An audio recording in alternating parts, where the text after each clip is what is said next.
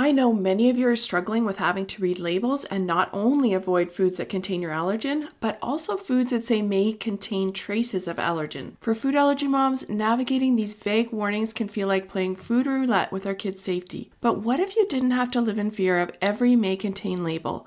What would that really look like in everyday life? Not only that, but I know a lot of you are considering some sort of food allergy treatment like Xolair. One of the benefits of Xolair is that you don't have to worry about small traces of your allergen. So I thought you might want to know what it's like because that may help you decide if the treatment is right for your family. We've been doing OIT for about 7 years, and about 1.5 years ago, we got to the point where we didn't have to worry about may contain traces of our allergens, and our whole world flipped upside down in a good way. Just that extra layer of security is life-changing. Even so, some fears have been hard to overcome, and surprisingly, some things have changed less than I thought they would. So if you're wondering what it looks like to be in between where you can have traces of allergen, but no more than that, this episode is for you. Hey food allergy mama, if you're here, you've likely experienced the scary and lonely food allergy diagnosis with your child. Unfortunately, food allergy parents aren't taught how to navigate the food allergy lifestyle, and it's easy to feel alone and discouraged sometimes. But I'm here to show you that food allergy life doesn't have to feel restrictive, scary, or isolated. I'm Karina, and I'm a 17-year food allergy mom and food allergy coach at Friendly Pantry Consulting. I specialize in making food allergy life safer and less worrisome for food allergy families like yours. I'm not perfect, but over 17 years, I've learned a lot the hard way, and I'm sharing the secrets and resources you won't hear anywhere else that will help you feel confident living with food allergies faster and easier than I did. From introducing allergens, travel, navigating school, and educating friends and family, this podcast will give you the essential tips and strategies you need to help your food allergy child and family thrive. Welcome to the show. Dealing with food allergies can feel like navigating a ship through stormy waters.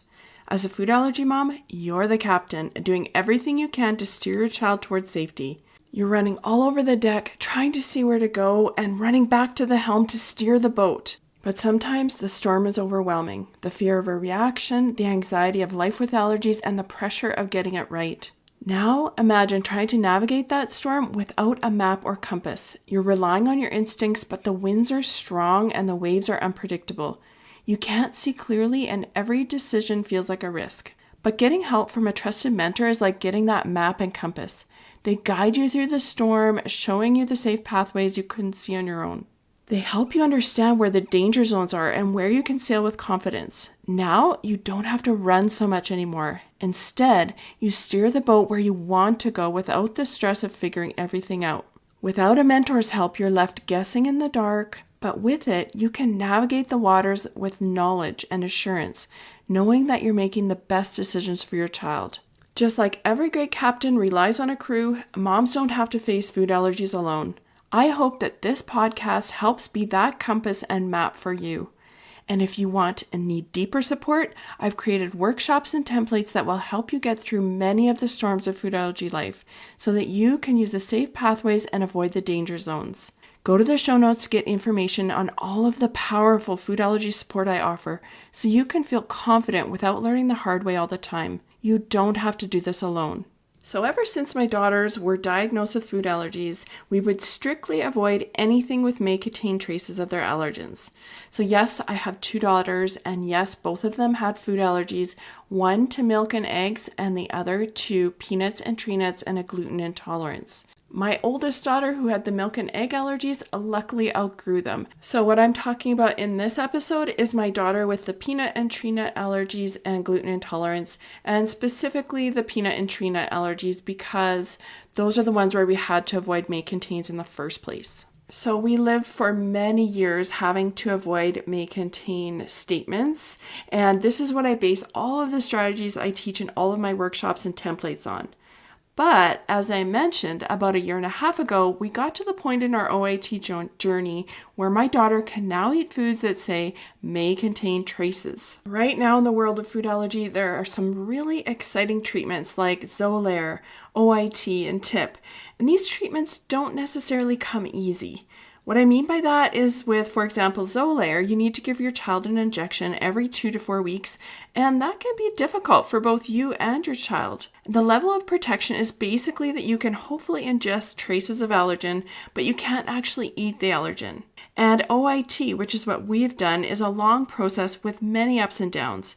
If you want to know more about our journey with OIT, listen to episode 22 where I talk about that specifically. But since these treatments come with their downfalls, you may be wondering if it's worth it and what it's like to get to the point where you don't have to worry about cross contact anymore. So today, I'm going to go through 5 different life experiences where food allergies really impact each one of our lives.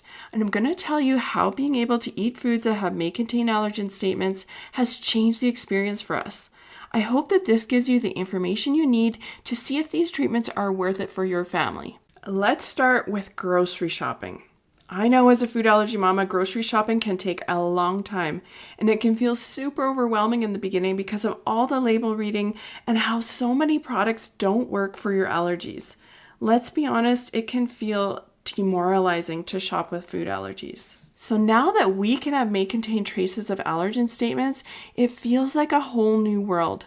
Yes, it's like starting over again, but in a good way. You still have to read every single label, but this time, if it says may contain traces of, you can still buy it. It feels really good and free. And I have to say, we have even ventured out into ordering HelloFresh every once in a while now that we can have traces. Here's the thing. It takes time to let go of that fear. Even though we can buy those new products, it took us a while to feel safe doing it. And for a while, we even stuck to the safe foods we always had. It wasn't that we didn't want to try the new food, we just weren't sure that we were ready to trust that it was really okay for my girl. And this was the same feeling my daughter had too. But after a few months, we started to venture out, and it does open up quite a few new food products. So again, we still have to read and reread every label to make sure the allergens aren't in the food, and we still probably have to shop at more than one grocery store to get other safe items as well, so it didn't decrease that. But we now have our new safe products, and there's just more of them than we originally had. It feels like there are more options, and that's amazing. Okay, let's move on to school. Now, keep in mind that my allergy girl is in grade 11 of high school, and allergies in high school are just different because there's less hand-holding, and kids are really required to advocate for themselves, let alone they aren't with the same teacher all the time. So it's quite different. But if my daughter was still in elementary or middle school, honestly, we would still do the same things as we always did, which means that we would meet with the teachers and the school every single year. We'd educate each teacher about food allergies, the epinephrine, and all their required accommodations. But I don't think that we would have to worry about things like, let's say, the lunchroom as much, because traces of allergen would now be okay. And that said, there could still be no sharing of food, and we would still have to figure out what to do with the classroom celebrations like birthday parties and treats. We have never let our daughter eat birthday party treats from other people's homes, and that would not change. And you might ask, well, why would you not let your child eat birthday treats at school when you don't have to worry about whether there's cross contact, as long as you know there isn't any nuts or peanuts in the cupcakes? And I would say it's because there's so many people who still don't realize what they put into treats.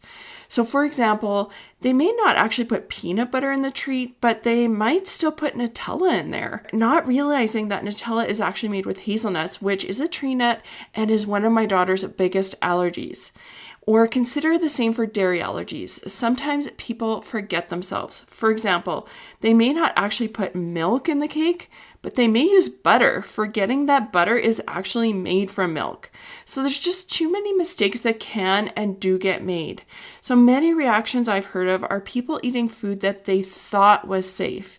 And this could mean that people who made it told them they didn't have any of their allergens in it, when in reality, that person who made it didn't realize that an ingredient they used was an allergen. So an example of this was Oakley Deb, whose parents are founders of Red Sneakers for Oakley organization. The Deb's family tragically lost their son to anaphylaxis and have now created an amazing organization to help spread food allergy awareness. Oakley ate a piece of cake that unknowingly had walnut extract in it, which he was allergic to. Yes, there were other factors involved, but I think that knowing the ingredients of every item your child eats is really important. So I feel like being able to eat may contains doesn't necessarily change the food allergy situation at school very much. Moving on, let's talk about dining out, and this is a big one. I have to say that dining out with food allergies is much easier now because we don't have to ask about cross-contact measures. We just have to worry about what is actually in the food.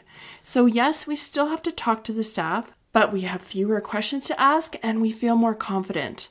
That said, it's still important that the restaurant takes food allergies seriously and that they are fully aware of what is in each menu item, so we have to do our due diligence there too. My daughter also has multiple food allergies, so there are some places that just don't have food options that don't contain her allergens. For example, even though gluten isn't a strict allergy, there are still some restaurants that don't have any gluten-free and nut and peanut-free options.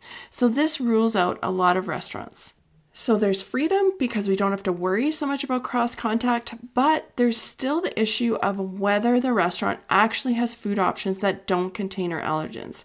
So I think this benefit isn't as huge if you have multiple allergies versus just one. Now let's talk about one of my favorite things to talk about, and that is travel.